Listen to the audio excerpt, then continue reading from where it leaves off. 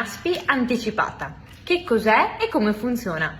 La NASPI anticipata è la possibilità che ha il beneficiario della NASPI, e cioè chi percepisce già la NASPI, di poter richiedere in un'unica soluzione il pagamento della NASPI, quindi anziché percepire la NASPI mensilmente, richiedere tutto in un'unica soluzione.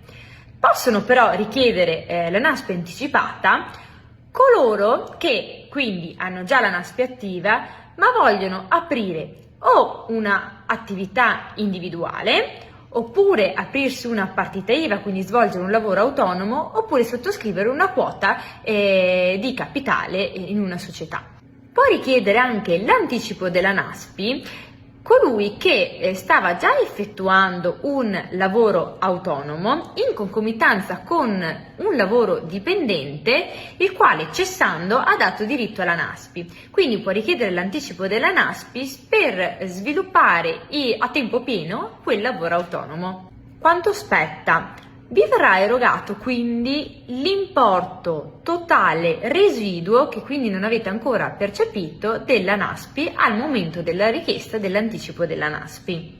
Attenzione però, nel momento in cui voi fate la richiesta dell'anticipo della NASPI non dovete sottoscrivere alcun lavoro subordinato durante il periodo per il quale la NASPI era stata accettata, perché qualora sottoscriveste un lavoro subordinato dovete ridare indietro l'intera somma dell'anticipo della NASPI. In poche parole, se la NASPI vi è raccolta per 2 anni, voi per 2 anni, una volta che richiedete l'anticipo della NASPI, non potete essere assunti come lavoratori dipendenti. Quando bisogna fare la domanda dell'anticipo della NASPI?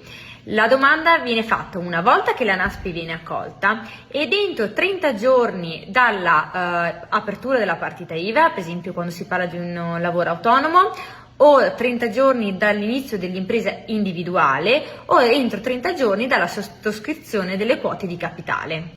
Se invece l'attività autonoma era iniziata durante il rapporto di lavoro dipendente, per il quale una volta cessato ha dato luogo alla NASPI, la domanda di anticipo della NASPI deve essere fatta entro 30 giorni dalla richiesta di NASPI.